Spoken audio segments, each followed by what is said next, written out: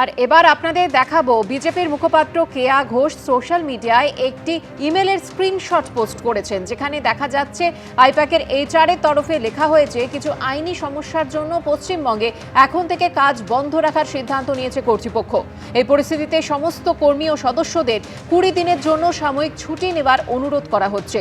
এই সময়সীমা শেষ হলে অর্থাৎ 11ই মের মধ্যে আমরা ফের একত্রিত হব, পরিস্থিতি পর্যালোচনা করব এবং পরবর্তী পদক্ষেপ ঠিক করব।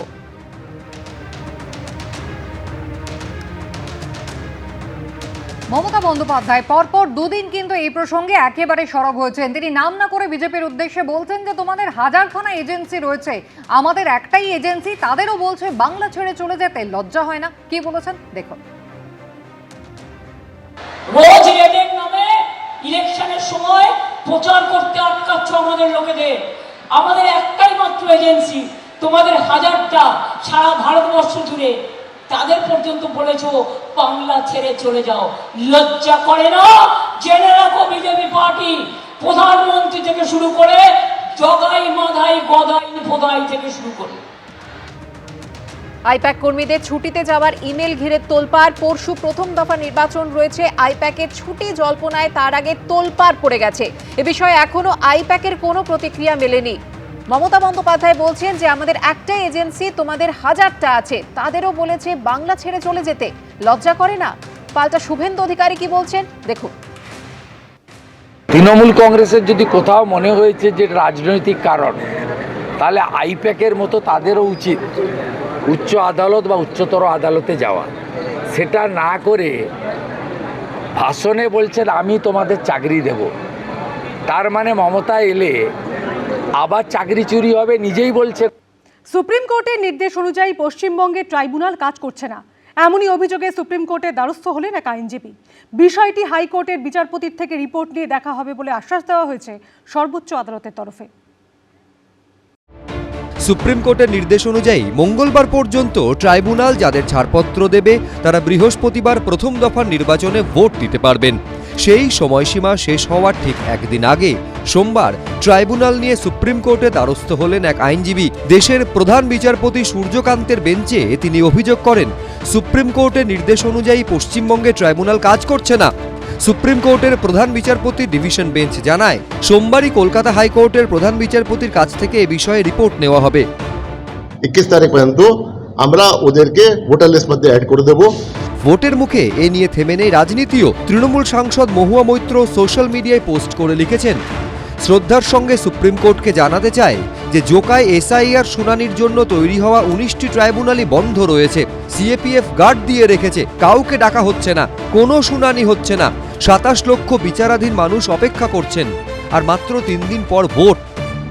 যা করার এই ব্যাপারে মুখ্যমন্ত্রী মমতা ব্যানার্জি যা করে দিয়েছে, এখানে আন্দোলন, রাস্তা থেকে সুপ্রিম কোর্ট, এটা শুধু ভারতবর্ষের মানুষ ওনাকে দেখেনি, সারা পৃথিবীতে থেকে আমরা অ্যাপ্রিসিয়েশন পেয়েছি, ইমেল পেয়েছি অ্যাপ্রিসিয়েটিং দিস রোল, বিকজ এটা তো একটা ভোটের অধিকার। অমান্য সুপ্রিম কোর্ট পুরো বিষয়টি খতিয়ে দেখছে। আমি যতদূর জানি যে ট্রাইব্যুনাল সুপ্রিম কোর্টের যে নির্দেশ সেই নির্দেশ অনুসারে গঠিত হয়েছে। সুপ্রিম কোর্ট পুরো বিষয়টি দেখবে, তদন্ত করে কি হয়েছে না হয়েছে। এসআইআর প্রক্রিয়ায় বিচারাধীন 60 লক্ষের মধ্যে অবৈধ হিসেবে চিহ্নিত করা হয়েছে 27,16,393 জনকে। তাদের সিংহভাগ আবেদন করেছেন ট্রাইব্যুনালে। দক্ষিণ কলকাতার জোকায় Shyamaprasad Mukherjee national institute of water and স্যানিটেশনের অফিসে ইতিমধ্যেই সেই কাজ শুরু করেছেন অবসরপ্রাপ্ত বিচারপতিরা। ভবনের প্রধান গেটে রয়েছে কেন্দ্রীয় বাহিনীর কড়া নিরাপত্তা। এই অবস্থায় সুপ্রিম কোর্টে দ্বারস্থ হওয়া আইনজীবীর অভিযোগ, ট্রাইব্যুনালের শুনানিতে যেতে দেওয়া হচ্ছে না আইনজীবীদের, শুধুমাত্র অনলাইন আবেদন গ্রহণ করা হচ্ছে। সোমবার ট্রাইব্যুনালে আসেন বেশ কয়েকজন। বলছে যদি আমাদের প্রয়োজন মনে হয় তাহলে আমাদের নোটিশ করে ডাকবে, না তো আসার প্রয়োজন নেই। আমরা সেই অর্ডারের রেসপেক্টে কিন্তু আমরা হয়তো যদি ডকুমেন্টস ঠিক থাকে আমরা অ্যাপ্রুভ করে দেবো।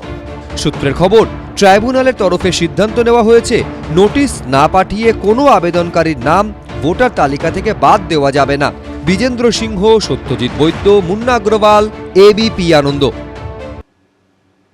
ঝাড়গ্রামে প্রচার শেষে দোকানে দাঁড়িয়ে প্রধানমন্ত্রী ঝালমুড়ি খাওয়াকে তৈরি করা নাটক বলে কটাক্ষ করলেন মুখ্যমন্ত্রী। মমতা বন্দ্যোপাধ্যায়কে বিজেপির পাল্টা প্রশ্ন, আগে থেকে কেউ ঝালমুড়ি বানিয়ে রেখেছিল, এটা কেউ দেখেছেন? এদিকে নরেন্দ্র মোদীর ঝালমুড়ি খাওয়ার পরদিনই নিজের প্রচারে ঝালমুড়ি বানিয়ে বিক্রি করতে দেখা গেল মদন মিত্রকে, জানিয়ে খোঁচা দিয়েছে বিজেপি। 10 रुपए देना है दुकान में आए सर। हाँ 10 रुपए देना है। नहीं भाई ऐसा नहीं। 10 টাকা কখনো পকেটে থাকেও না, কত নাটক। ভোটের মুখে নেতাদের কথার ঝাল তো টের পাওয়া যাচ্ছে আক্রমণ পাল্টা আক্রমণেই। এবার সেই রাজনীতিতে ঢুকে পড়ল ঝালমুড়িও।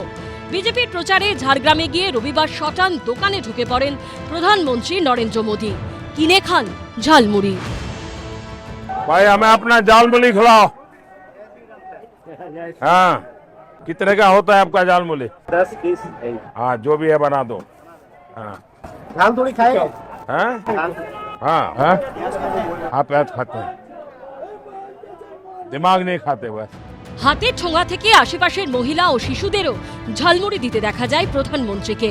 সোমবার সেই ঝালমুড়ি পর্ব নিয়ে তীব্র কটাক্ষ ছুড়ে দিলেন মমতা বন্দ্যোপাধ্যায়। ঝালমুড়ি এসপিটিকে দিয়ে তৈরি করিয়ে 10 টাকা কখনো পকেটে থাকেও না, কত নাটক। 10 টাকা বের করে ঝালমুড়ি খাচ্ছে। বুঝুন সেই ঝালমুড়িটাও নিজেদেরই তৈরি করা। আর যদি তৈরি করা না হবে তাহলে দোকানে ক্যামেরা ফিট আগের থেকে ছিল কি করে জিজ্ঞাসা করুন।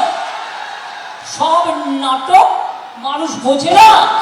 যে ছেলেটি তৈরি করছে তো সামনে তৈরি করছে, ও তো জিজ্ঞেস করছে কি কি দেব, তো কি আগে থেকে বানিয়ে তারপর আবার জিজ্ঞেস করেছে। এদিকে রবিবার নরেন্দ্র মোদীর পর সোমবারই ভোট প্রচারে বেরিয়ে নিজের হাতে ঝালমুড়ি বানাতে দেখা গেল মদন মিত্রকে।